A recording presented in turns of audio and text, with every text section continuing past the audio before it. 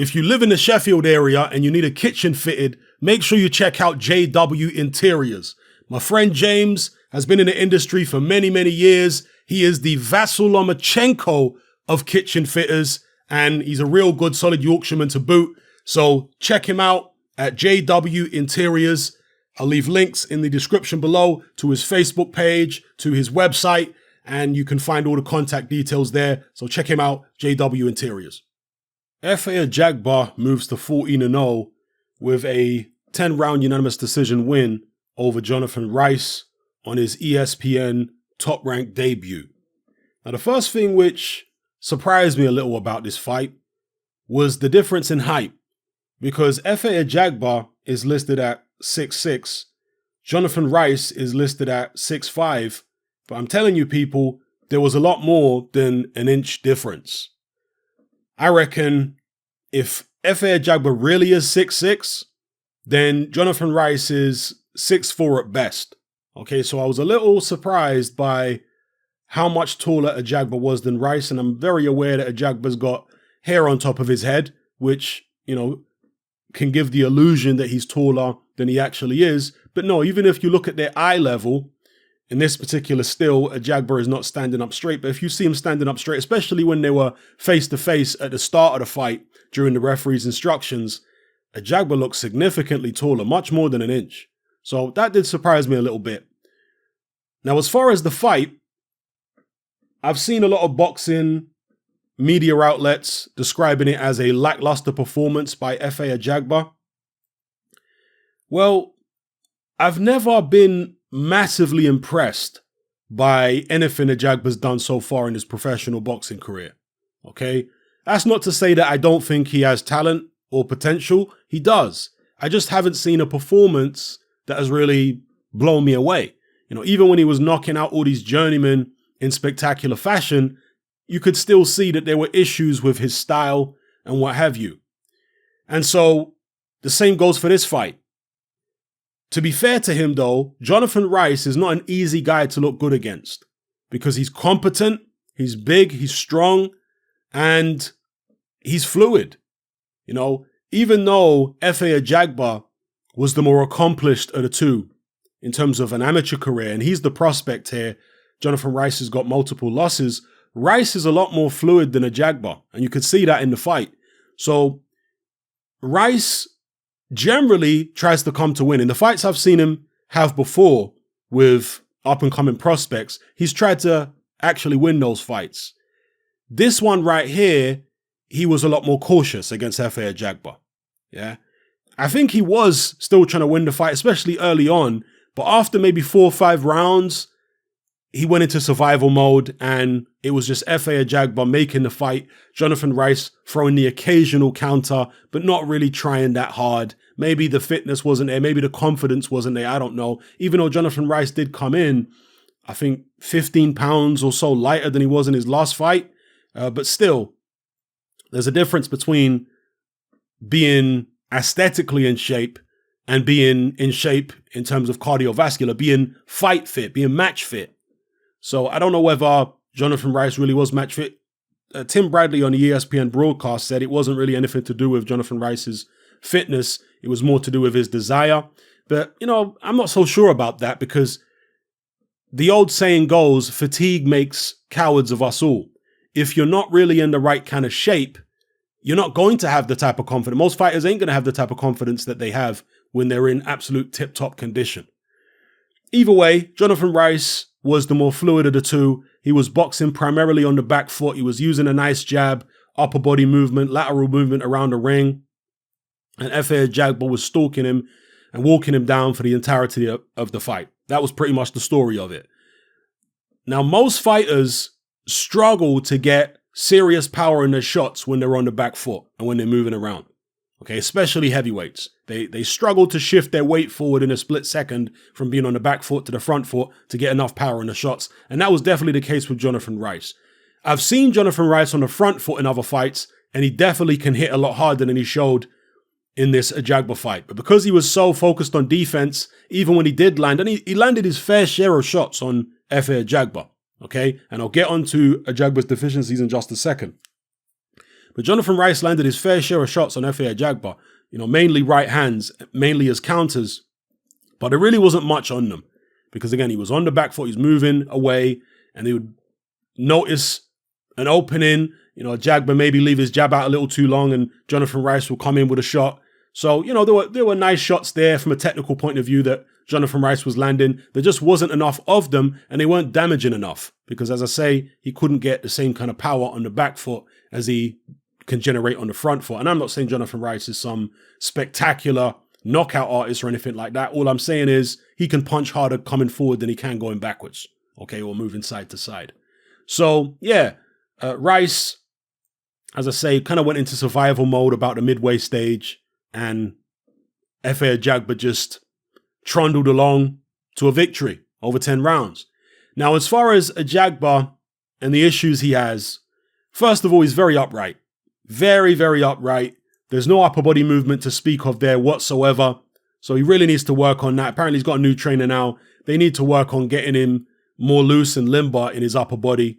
Because not only is it a defensive thing, moving your upper body and moving your head, but it also helps you get angles. It helps you see different things when you're moving your head about.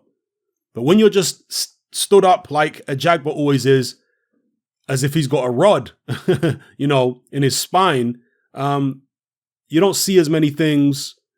And obviously you're more of a sitting duck when somebody wants to throw shots at you. Now he keeps his hands up nice so he can block shots. But when an opponent sees a gap, they know where Efe Ajagba's head is pretty much all the time. So he's very upright, no upper body movement there. He's pretty one-paced. Doesn't seem to be able to go through the gears that much. And again, against Jonathan Rice, that is difficult because he is slippery and awkward. But still, even in other Efe Ajagba fights, hasn't really gone through the gears much. So he's quite one-paced. He's not the quickest heavyweight you've ever seen. Upright. And maybe lacks a bit of imagination. Again, that also ties into the lack of head movement because, fighters who move their head around and change their height, sometimes you can mess with your stance, have a wider stance and get a bit lower, move your head from side to side. You just see different things. And these are the things that Efe Ajagba needs to incorporate. Another thing as well, which this is what I was actually searching for in my mind, is Efe Ajagba fights quite square on. Now, his feet are not particularly square, but his shoulders are square. Now, for a guy as tall as he is, he's at least 6'6", maybe taller. And he's got long arms. Efe Ajagba's reach, according to BoxRec, is 85 inches. So a guy with that kind of reach, with arms that long, he's sacrificing some of his reach, some of his arm length, by squaring up his shoulders as much as he does. If you stand more side on, you can maximize that reach.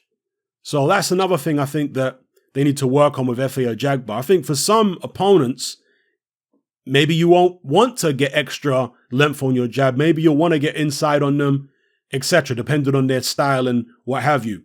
But against Jonathan Rice, this is a fight where you want to work on those kind of things. Getting more side on, getting more extension on your jab, varying the jab from body to head and all that kind of stuff. Whereas the Ajagba just looked a little pedestrian, a little robotic, again, squared up shoulders. So yeah, there's plenty to work on there. According to Tim Bradley, who spoke to Efe Ajagba before this fight, he asked Ajagba how long he thinks it's going to be before he fights for a world title. And apparently Ajagba said 2 years. So by that, Ajagba must be well aware that he has a lot to work on and that he's nowhere near the finished article. And that's obviously a very good thing because he recognizes his current limitations and how long it may take him to address all those issues. Okay. Now, as far as Jonathan, and by the way, I had no issue with the decision. I think Jonathan Rice definitely picked up some rounds in this fight. No doubt about it. In fact, let me look at the judges' scorecards. 99-91, that was too wide. Oh, Vic Draculage. Oh, God, he was the ref. Okay, Vic Draculage was the ref? Vic Draculage has been around for ages. Man, I remember him from the 90s. Okay, Adelaide Bird was the one, 99-91. Yeah, that's too wide. And Dave Moretti one was too wide as well. I mean, I think at the bare minimum, you would have had to have given Jonathan Rice 2 rounds. More realistically, I think he won at least 3 rounds in the fight. Okay. I know that Efe Ajagba was the house fighter, probably on a honeymoon period at ESPN Top Rank, but yeah, those scorecards are a bit wide. Ajagba definitely won, don't get it twisted, but I think Jonathan Rice probably picked up at least 3 rounds in there. And as I say, as for Jonathan Rice, he is a good stepping stone opponent, and he's dangerous on his day. Don't get it twisted. Interestingly enough, Jonathan Rice and Efe Ajagba were actually sparring together a few weeks before they fought because they didn't realize they'd be fighting each other. So that was an interesting dynamic. Okay, so Jonathan Rice and Ajagba must have gone into the actual fight with some idea of how they were going to approach it based upon their sparring sessions. And maybe that took away some of the element of surprise out of the fight. Maybe Jonathan Rice felt Ajagba's power in some of them sparring sessions. I know he says he didn't get hit with anything clean, but you can feel a guy's power on your arms and shoulders, and you can feel his physical strength. And maybe he thought, you know what? I can't really afford to be pressing forward and trying to go at this guy because he's too strong. I'm going to put myself in a position where he's going to be able to counter me coming in. And he did counter Jonathan Rice coming in, by the way. Early in the fight, Jonathan Rice was trying to get some shots off, and he walked onto a big Efe Ajagba right hand. It might have been in the second round. And there were other moments in the fight where, again, up close, Ajagba was able to get off. I think it was a left uppercut, really solid shot that kind of shook Jonathan Rice again. So maybe he had issues like that in sparring. And so going into the fight, he was more cautious than he was against, let's say, Tony Yoka, or who's the other guy he fought? Dempsey McKean, etc. He was more cautious against Ajagba than he was against these guys, maybe because of what happened in sparring. But either way, Jonathan Rice, I think, will be a good stepping stone opponent for heavyweight prospects coming up. It's not beyond the realms of possibility that he could pick up an upset win. Every now and then, Jonathan Rice, I could see it because he does have talent there. Yeah, this is not a guy who looks like a complete stiff in the ring. He does have talent. He makes some mistakes himself. He was falling in with his right hand. His footwork was a little sloppy sometimes when he was letting his own shots go. But for the most part, he's competent. He moves well. He's big and strong. He knows how to survive. So he's going to be a good stepping stone, but he will probably pull off a few upsets over prospects over the years. We'll see. I mean, if the Daniel Dubois-Joe Joyce fight doesn't happen, and we all hope it does, but if it doesn't, then Jonathan Rice wouldn't be a bad shout for a Daniel Dubois opponent. It'd certainly be a massive step up from the recent opponents that Daniel Dubois has been fighting.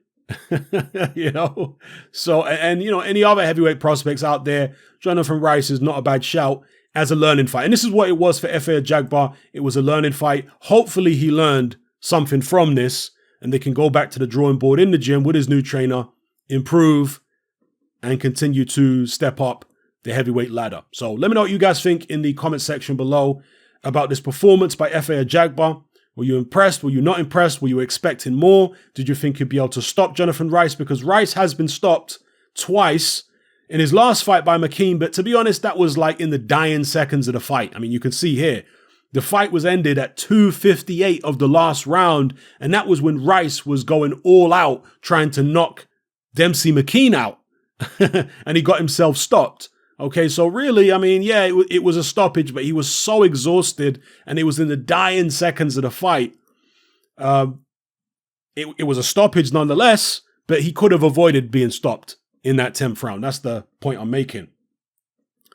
Whereas with Makhmudov, that was a proper stoppage in 7. I haven't actually seen the fight, so maybe you can correct me if I'm wrong, but he was stopped in the 7th round out of 10. But other than that, you see his losses have all been on points. Konshinen on points.